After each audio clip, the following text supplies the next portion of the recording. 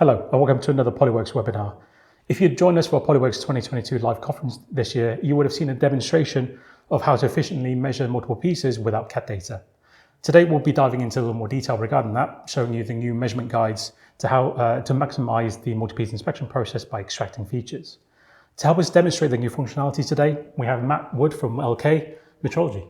I'm Matt from LK, one of the application engineers who gives training support on the Freedom arms and our CMMs. So Matt, what have you brought with you today? So today we brought LK Metrology's portable measurement arm, so the Freedom arm. This is in combination with Nikon's H120 laser scanner, which is probably the best in class laser scanner on the market at the moment. And obviously we have an arm that's probably one of the best in class arms on the market at the moment. And also with that, we've also brought LK Metrology's new index table, giving the 7-axis arm an extra 8th axis, which improves the ergonomics for the user. So now the user's a lot more able to stand in a single position and actually rotate the part round rather than attempt to rotate their cells round. So in the past, it was pretty straightforward to measure features or do a multi-piece inspection without CAD data, assuming that you knew what you wanted to probe, assuming you remember the order that you're probing them, or better yet, if you actually spend the time to name the features accordingly, you actually remember what you're probing and when. The problem was if you wanted to scan your part. With the multi-piece inspection, you would then have to manually fit your features to the scan data, but you'd have to do that every time. Whereas if you had a CAD model to work with, to create the nominal features with, or if you had, or you spend the time, to actually create the nominal features off, say, drawings, for example, you could actually scan and extract those features quite easily, making a more streamlined process. What the new measurement guide offers you is that same streamlined process. The idea is you would still scan your part, you'd still have to manually fit your features to your first inspection, but once you've created those measured features, you can use those as the measurement guides to help you extract for all future inspections of that particular part, almost like you've got a temporary nominal to work with. So to start, what we'll do is we'll probe our 3 main datums. We'll probe a datum plane A and our 2 datum holes, and then we'll perform an alignment after that. The alignment is critical in order for the measurement guides to be able to re-extract the features every time, because the scan data needs to return to the same position every time. So if you would do the honors, I'll jump into our create features. I will create specifically a plane first, and I'll even give it a datum label. And we're going to probe. And yeah, feel free to probe. So I'll just take as many points as I want. And then I'll flip the switch at the top of the arm. Okay. And then we'll switch over to circles. And what we'll do in this case was we can use the same datum plane as our constraining plane. And again, we'll set this to datum B. For which probe datum B.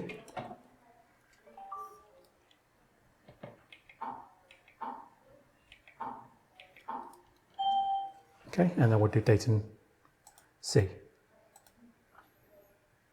Okay.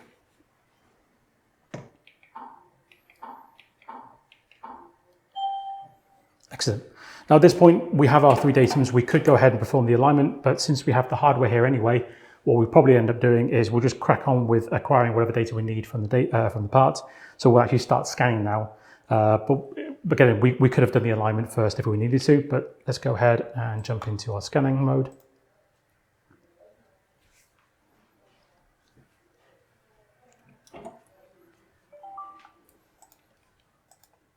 So that's a coarse resolution, start scan. Yep.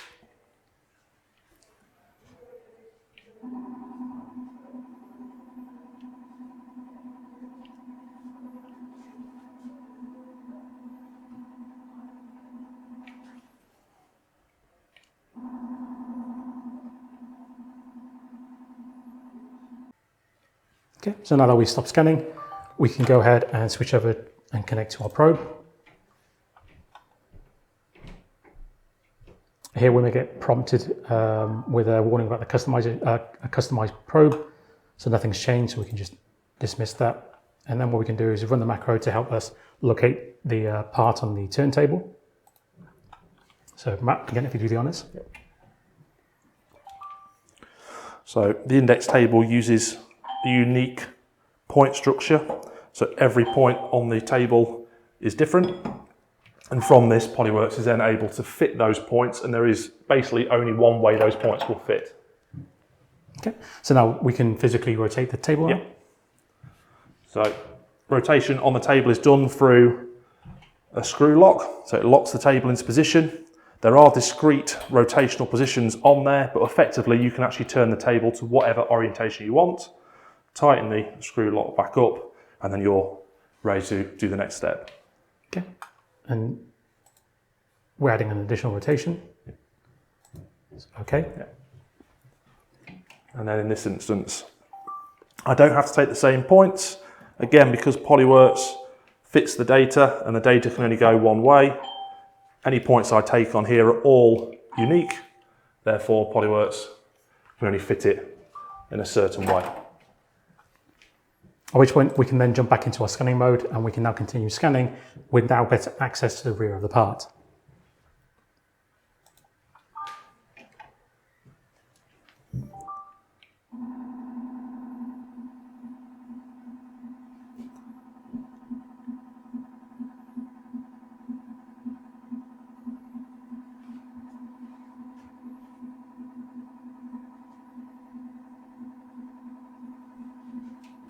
So it certainly saves your arms.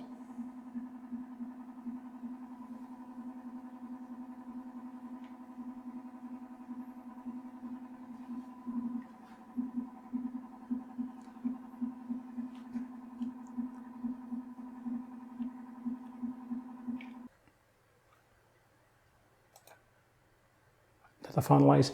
Now at this point, we could, if we wanted to, leave it as just two separate scans, two separate meshes, but often it's quite easy to work and do a full inspection with just one single mesh.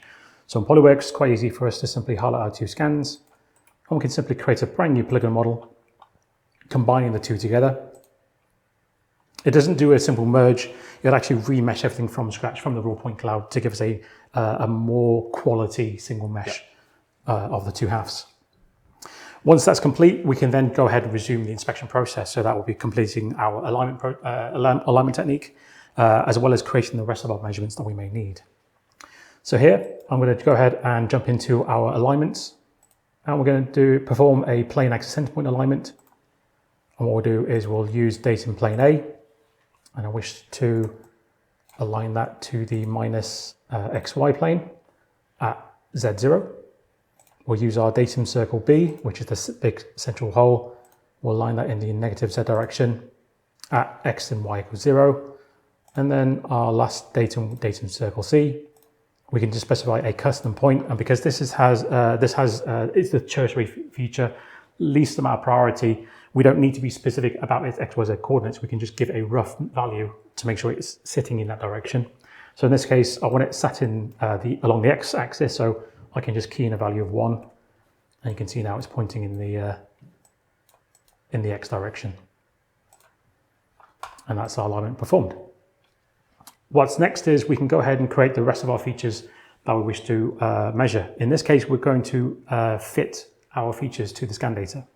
So we can jump into our Create Features tool.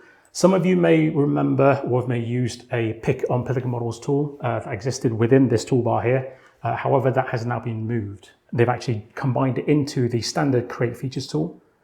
And if I choose to create multiple types, there is now a new method called Pick on Polygon Models. So they've essentially just combined those two together and make everything more centralized. So with this tool, I can go ahead and start to create features such as cylinders. There is an initial setup, just to kind of scan almost, find out what scan you have. But then from here on out, it should be pretty quick to analyze and generate these cylinders. The Create Polygon Models tool allows us to create predominantly 3D features. So we're talking planes, cylinders, cones, and spheres. So we can go ahead and create those. Go ahead and create a couple of planes. You can see how much quicker it is now to define these. And we'll even create a plane at the end here, followed by the cylinder. So now that we've finished creating those, we can create some circles. So choose specifically circles, and we can use the fit method. And rather than us manually selecting the scan data and fitting to it, we can actually use just this quick pick then fit option sub-method. Below will be some extraction parameters, which is typically what you'd have when you extract features from the CAD or the nominals anyway. But what we're doing here is we're going to just briefly pick a 3 points to create a quick circle. It will use that circle temporarily to select the data nearby and fit a better circle for us. So we'll do a best fit. We can constrain it to data in plane A again. I think we're happy with the rest of those settings. So again, all we're going to do is just roughly pick 3 points to create a circle around a hole, and it should automatically extract one for us. Do the same here as well.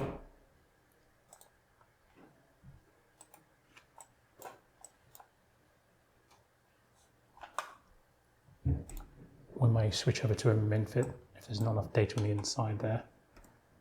Oops. So you can change your fit types if you wish.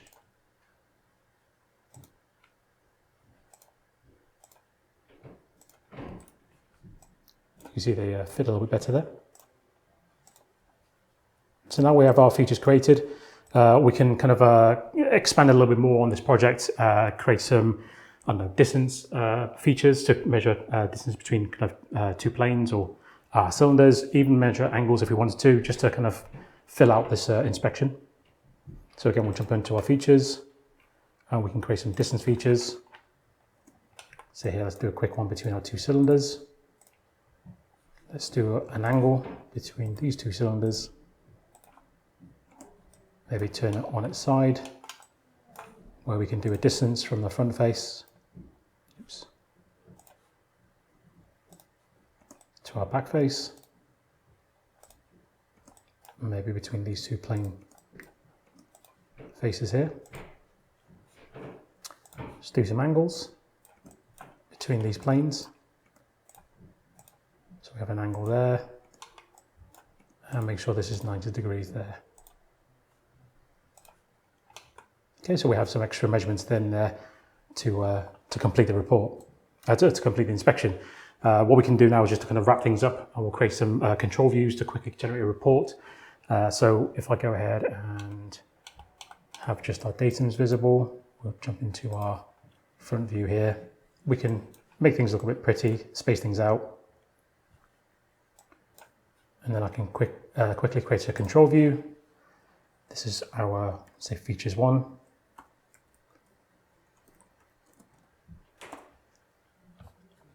And then let's have a look at our circles. Maybe our cylinders, along with a distance and angle. Again, spread things out.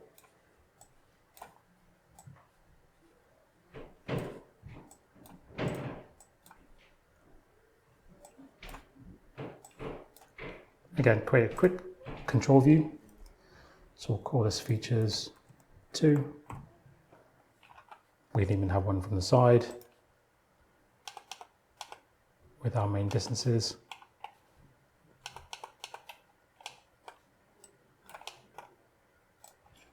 Call this features 3. And our last one at the back.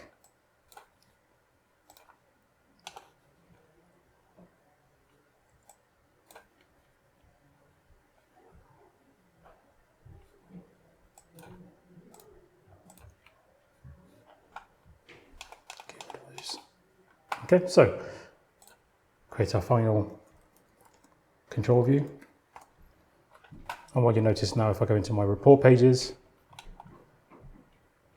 we have our snapshots and tables automatically created for us. And that's the inspection completed.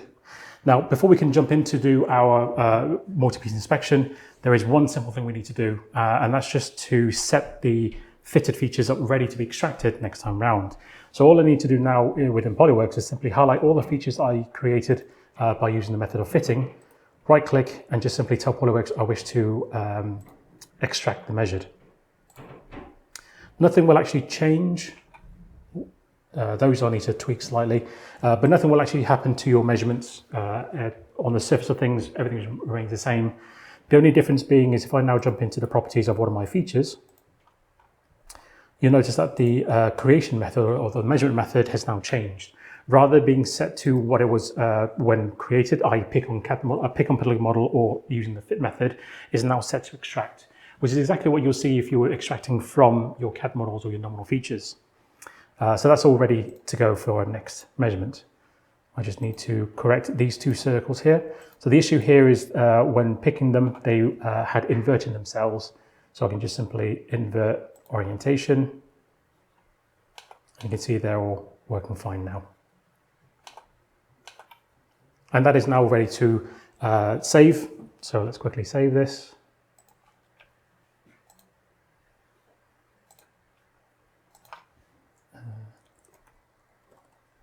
Let's call it inspection.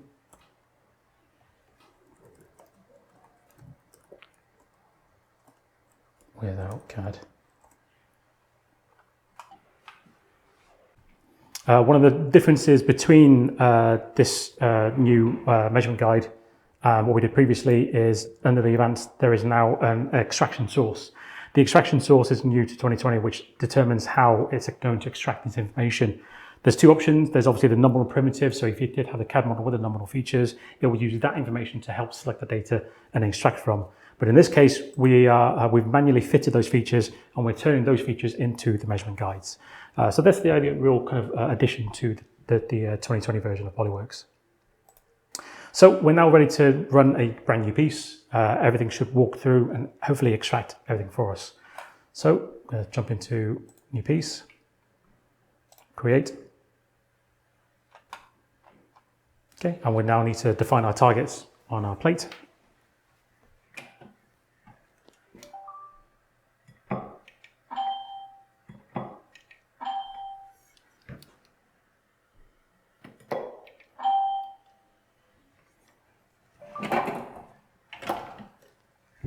Okay, continue. Or we can go ahead and start probing up datums. Obviously, I'm jumping in and hitting the continue in this.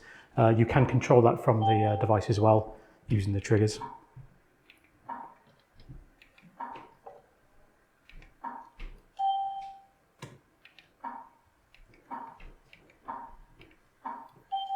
Okay, and now we're going to start scanning. So again, continue.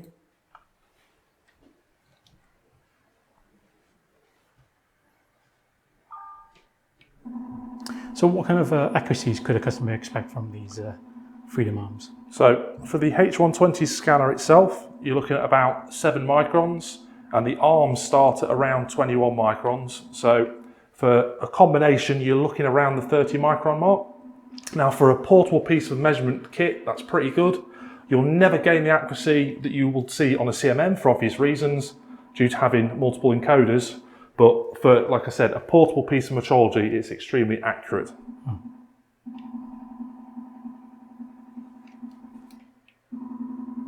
I'm assuming the arm comes in varying sizes. Yeah, so this is a 2 meter arm. We go all the way up to a 4.5 meter arm. Now the 4.5 meter is the radial, diametrical sort of distance you can stretch the arm. So in this case, it's how far out the arm will actually stretch, rotating around its center. Mm-hmm.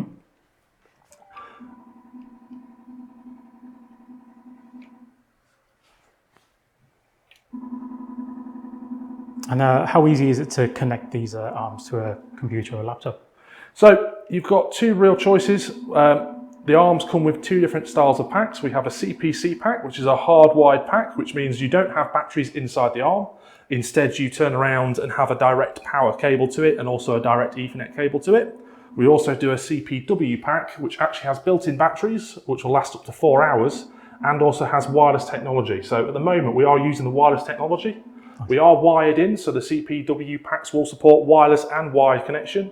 So I'm giving power to the arm, but the arm itself isn't actually connected to the laptop via a fixed physical cable. Okay, so we'll continue on. So again, this is the point where we can then turn the turntable so we can gain access to the rear of the part.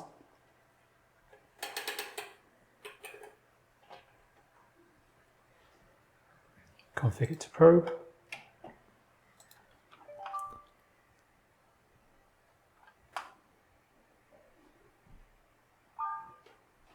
Again, nothing's changed with the characteristics of the probe.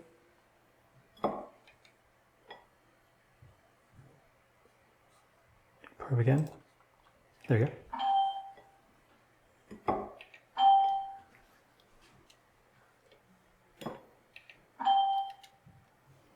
Excellent. So continue.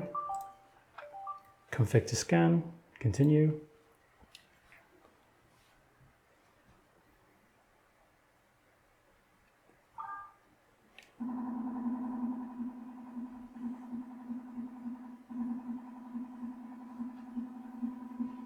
And regarding the turntable, are there any varying sizes or other models? So it does come in two different sizes, but the actual base itself remains the same. We just have different size plates on the top. All are sort of direct hardware. There's no physical connection to the arm itself, so they are not encoded. This means they are a low-cost option for an 8th axis, and effectively, any sort of measurement arm that uses PolyWorks could effectively use this hardware as additional access to it. Nice.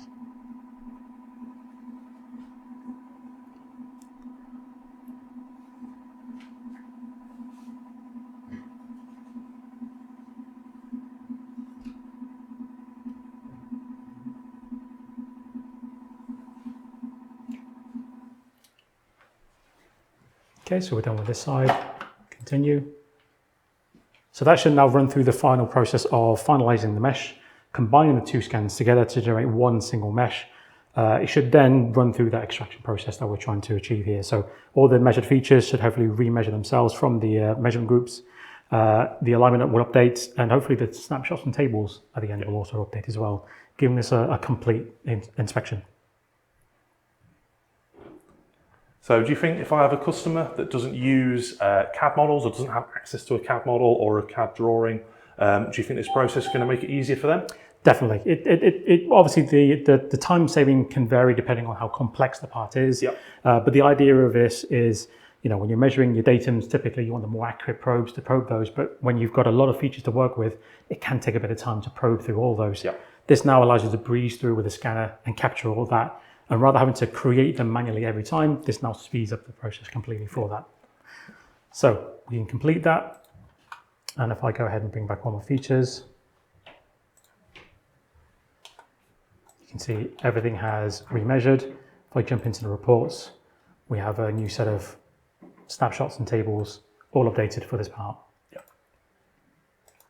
So I just want to quickly show you that it has actually extracted this information. So if I jump into this cylinder here, for example, I can actually get PolyWorks to show me the points that it's used to extract from. So if I select the measure data points, there we go. So you can see all those points that is used. But you may notice that there might be some areas that it hasn't selected. And that's mainly because as you scan this part more and more, you're probably getting more efficient with the handling of the arm, getting around the part and so forth. And what you probably find is the more times you do this, the more data you may end up capturing because you're getting used to the routine and process. And now we actually have more data to work with. So because we manually fitted a feature to the scan data previously, it's using that same kind of outline or that shape to select data with. And now that we have more data, ideally we should probably utilize this more. So we can actually update the actual measurement zone. So if I was to bring the feature back, just to quickly show you, if I jump into the view, I can actually get PolyWorks to show me the measurement group. And you can see it's the light blue wireframe there. Yep. So you can see it's not covering the entire area. So pretty simple to update. You just simply right click on the feature again, go to measure, and then create measurement group. And I'll just simply update the cylinder. If I now go back into view, restore, you can see it's using a complete cylinder. Yep. Now you can actually avoid this kind of downfall. Is when we created the features to begin with, there is a simple little tick box. So if I go into creating multiple feature types, pick on polygon models, you can see there is a tick box here labeled trim using surface object elements. So it's forming itself based upon the elements you choose rather than giving you a complete cylinder to begin with. But in this case, having a complete cylinder just allows us to use more data if we give it more data to work with.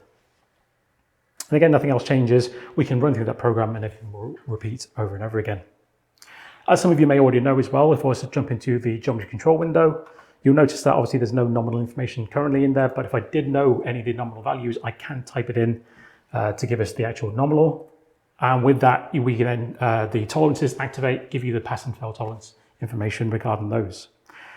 But instead of that, say for example, all of a sudden you now gain access to the CAD model. The CAD model finally arrives, and you've created this project, which is now an inspection project without CAD. It's very simple to turn this into an inspection project with CAD. So all I need to do in this situation is go ahead and import our CAD model, go to wherever the CAD is, which I've done here. Now, assuming that I've performed the same alignment technique as if I would if I had the CAD to begin with, the CAD should drop into the exact same position. You can see there, that's appeared in the right location. And then in order for me to get the nominal information from this, I can quite quickly right-click on the features main branch and just simply say extract all nominal.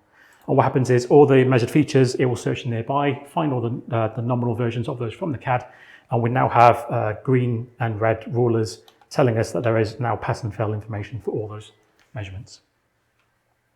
So Matt, that's how simple it is now to inspect multiple pieces without CAD, especially if you wish to scan and extract your features when there's no nominal features available.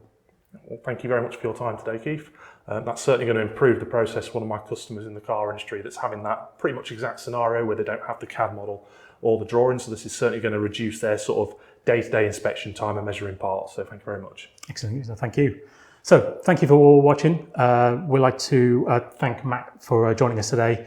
Any questions, any queries, please don't hesitate to get in touch. You can contact us via our support email, via telephone, or any of our social media handles. Matt, how can our customers get in touch if they want more information? Again, if you want to contact LK, you can do it via the website or via the contact details you'll find at the end of this video. Excellent. Thank you. Thanks again.